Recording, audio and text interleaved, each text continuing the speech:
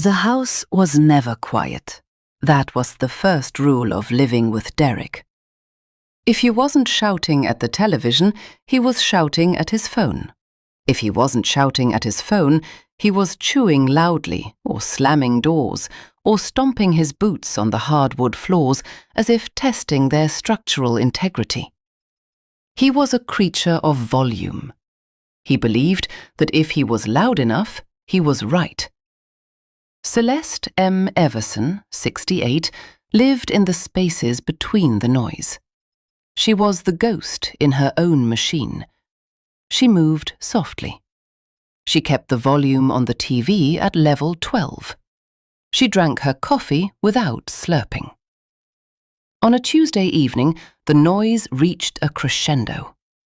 Celeste was sitting in her green velvet armchair. It was her island. The news was on, a story about a hurricane in Florida. She watched the silent footage of palm trees bending in the wind. The front door exploded open. Derek entered. He brought the storm with him. Lena followed, looking like debris caught in his wake. Derek walked to the center of the room. He didn't look at Celeste. He looked through her. He picked up the remote control from the side table. He didn't ask. He didn't hesitate. He pressed the red button. The hurricane on the screen vanished. The black mirror of the television reflected the room. A large man standing over a small woman. "Go to your room, old woman," Derek said. He didn't yell it. He said it with a terrifying, casual boredom, as if he were telling a dog to get off the couch. "I've got the game on. This living room is mine now." Mine. The word hung in the air, vibrating. Celeste looked at his hand. It was gripping the remote so tightly his knuckles were white. She looked at Lena. Lena was in the kitchen doorway, staring at her shoes.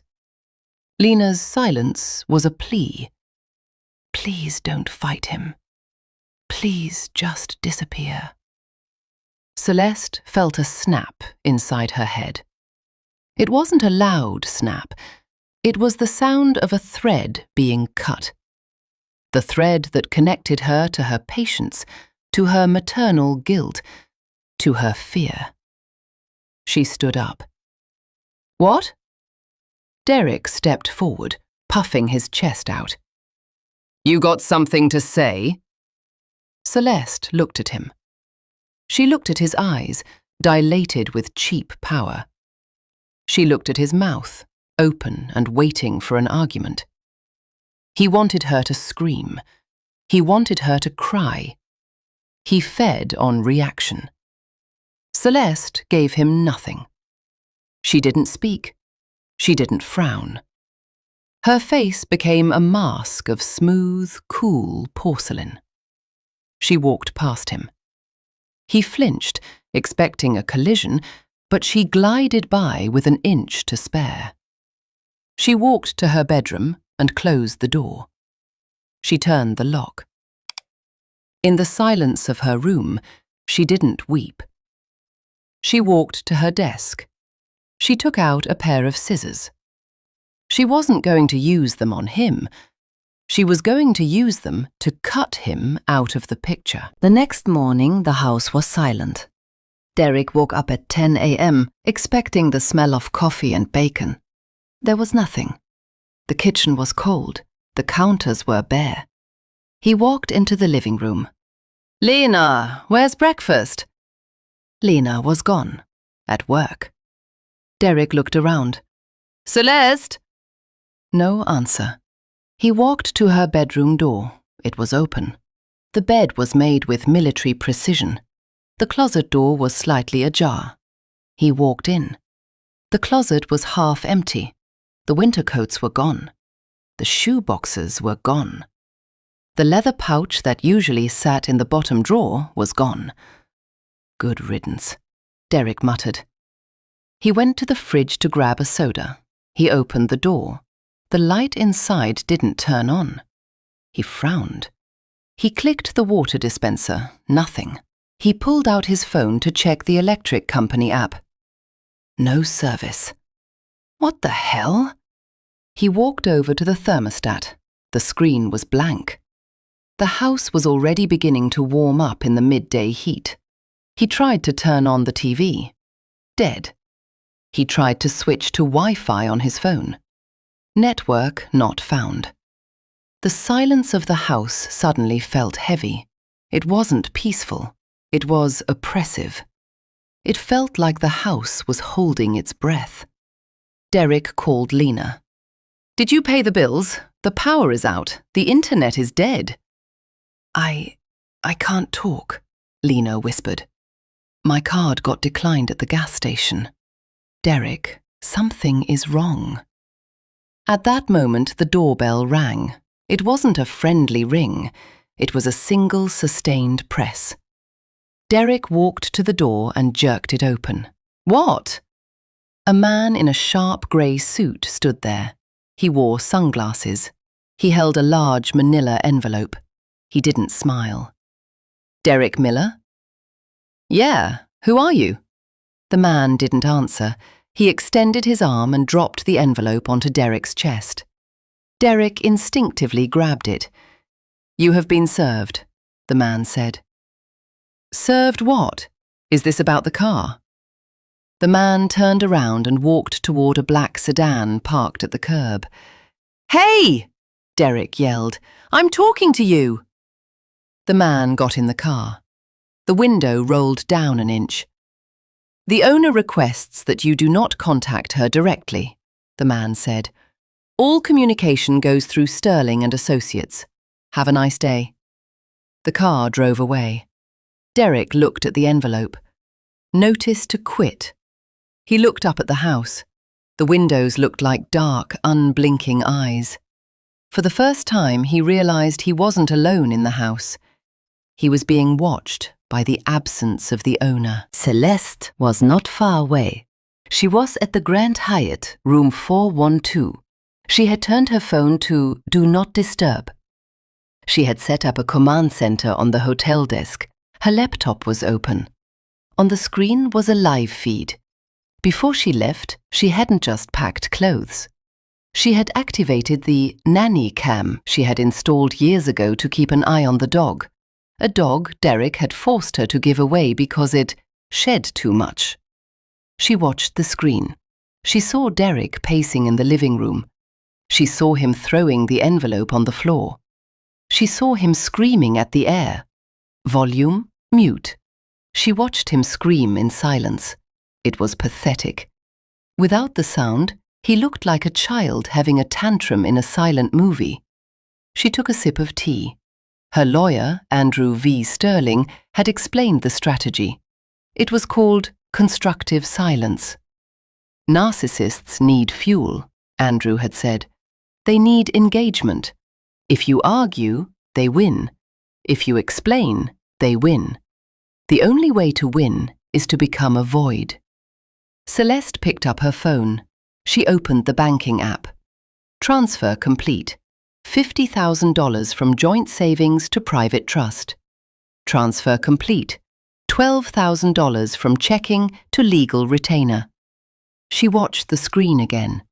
Derek was trying to plug his phone charger into different outlets. None of them worked. She had flipped the master breaker for the outlets in the main living areas before she left, locking the breaker box with a padlock only she had the key to. He was in the dark. He was offline. And he was beginning to panic. By day 3, the silence was driving Derek insane. He couldn't game. He couldn't watch TV. He couldn't charge his phone without sitting in his car. Lena was a wreck. She came home every evening crying. "Mom won't answer my calls," Lena sobbed, sitting on the couch in the dim light. "I went to the bank. They said I'm removed from the account. Derek, we have no money." "She can't do this," Derek shouted. His voice echoed too loudly in the dead house. "It's illegal. It's elder abuse. Or, wait, reverse elder abuse."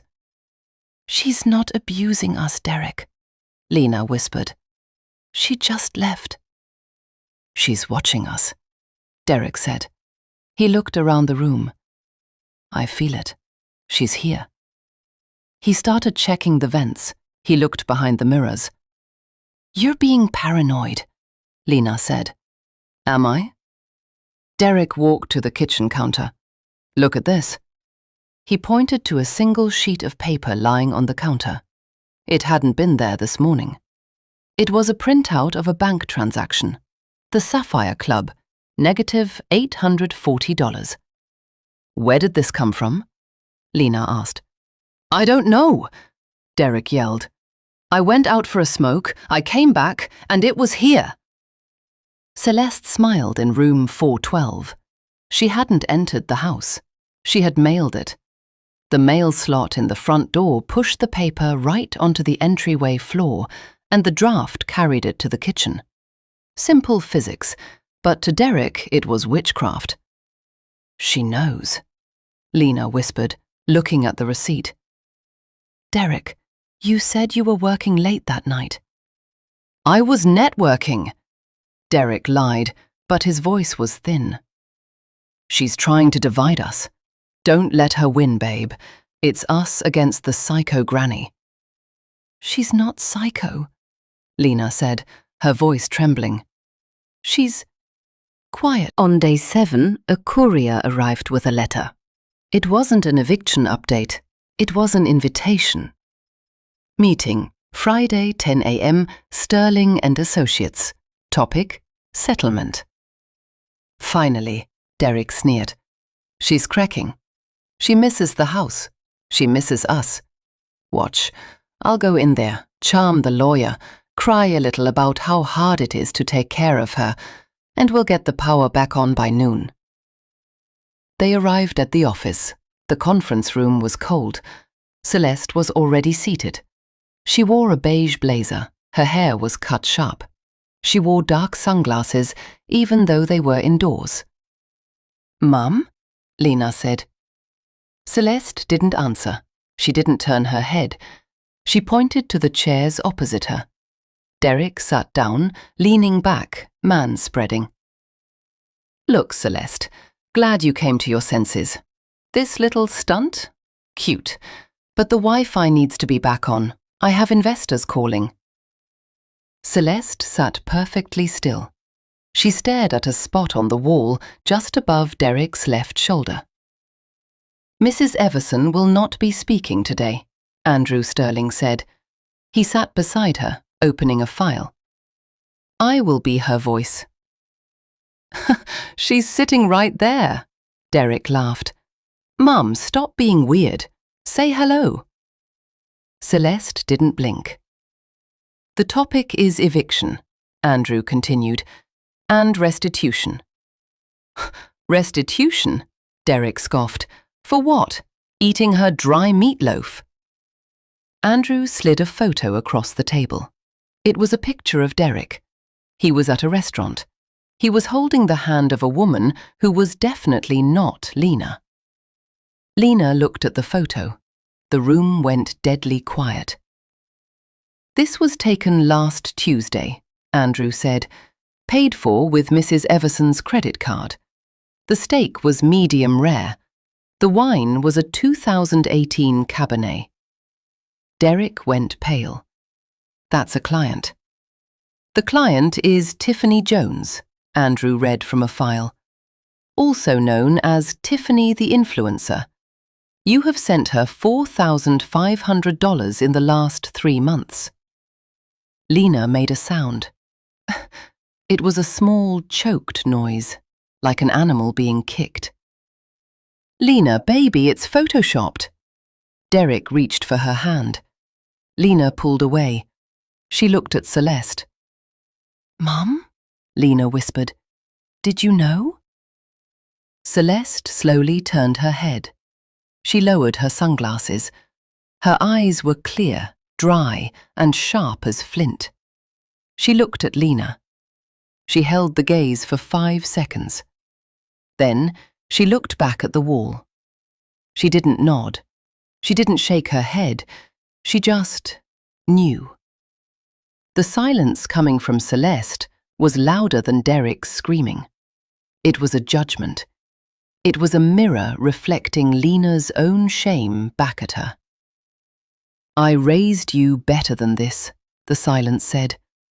"Why are you settling for trash?"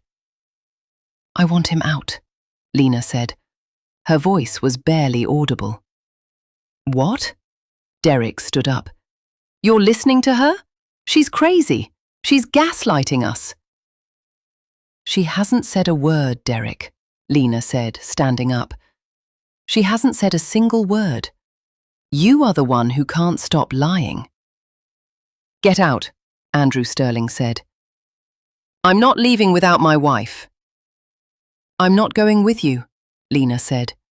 She walked over to Celeste's side of the table. She stood behind her mother's chair. Celeste reached up and placed her hand over Lena's hand. It was the first physical contact in months. Derek looked at the two women. The wall of silence was impenetrable. He grabbed the photo. He crumpled it. "Fine. Keep your haunted house. Keep your crazy mother. I'm out of here. Tiffany believes in me anyway." He stormed out. The heavy door clicked shut. The silence in the room changed. It wasn't cold anymore. It was the silence of a church after a funeral. Sad, but clean. The eviction wasn't a battle. It was a procedure. Derek left. He took his PlayStation, his sneakers, and the TV. Celeste returned home on day 30. The house was filthy, but it was empty. She walked room by room. She carried a bundle of sage, burning it, letting the smoke curl into the corners where Derek's shouting used to linger. She reached the living room. The TV mount was empty, leaving ugly holes in the wall. Celeste put down the sage. She went to the garage and got the paint. She painted the wall peach. It took 4 hours. She worked in silence. No radio, no podcast. Just the shh, shh, shh of the roller against the drywall. When she was finished, the room glowed. It looked like the inside of a shell. She sat in her green velvet armchair. She picked up her phone. She dialed the electric company. "Yes, restore full service. The squatters are gone." She dialed the internet provider. "Restore the connection. Password?" "Yes, change it to Silence is Golden 123. The doorbell rang. Celeste walked to the door. She checked the peephole. It was Lena. Celeste opened the door. Lena stood there with a small suitcase. She looked terrible, eyes puffy, hair messy, but she was alone. "He's gone," Lena said. "I filed the papers." Celeste nodded. Can I come in?" Celeste stepped back. She opened the door wide. Lena walked in. She stopped in the living room. She looked at the peach wall. "It's quiet," Lena said. "It's peaceful," Celeste corrected. "Mom," Lena turned to her. "Why didn't you scream at him? Why didn't you fight?" Celeste walked to the kitchen. She poured 2 cups of coffee. She handed one to Lena. "Words are for people who listen," Celeste said. It was the first time she had spoken about Derek in 30 days. Her voice was rusty but strong. Derek only listened to himself. Screaming at a hurricane doesn't stop the wind, Lena. You just close the shutters and wait for it to pass. Lena took a sip of the coffee. "I feel stupid." "You were in love," Celeste said. "Love makes us deaf sometimes. But silence makes you hear everything." The house found a new rhythm. Lena didn't move back in permanently. Celeste helped her find a studio apartment 3 blocks away. "You need your own silence," Celeste had told her. But every Wednesday, Lena came over for dinner. One Wednesday evening, 6 months later, They were sitting in the living room. The windows were open, the crickets were chirping outside. The phone rang. It was the landline. Celeste looked at the caller ID. Unknown number. She knew who it was. Derek. He had been trying to call, begging for money, claiming he had changed, claiming Tiffany had kicked him out. Lena looked at the phone. She looked at Celeste. "Are you going to answer it?" Lena asked. Celeste picked up the phone. She pressed the talk button. She held the receiver to her ear. "Celeste? Celeste, is that you?" Derek's voice was desperate, frantic. "Please, don't hang up. I'm living in my car. I just need a loan. I can pay you back. I miss you guys. Hello? Hello?" Celeste didn't speak. She just breathed. A calm, steady breath into the receiver. "Say something!" Derek screamed. "You witch! Say something!" Celeste smiled. She pressed the end button. She unplugged the phone cord from the wall.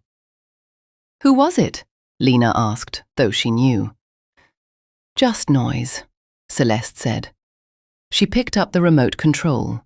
She turned on the TV. A symphony orchestra was playing Beethoven. She turned the volume up. Level 12, level 13, level 14. "Too loud?" Celeste asked. "No," Lena smiled, leaning back into the sofa. "It's perfect." The house was theirs. The living room was theirs. And the silence was no longer a weapon. It was a gift.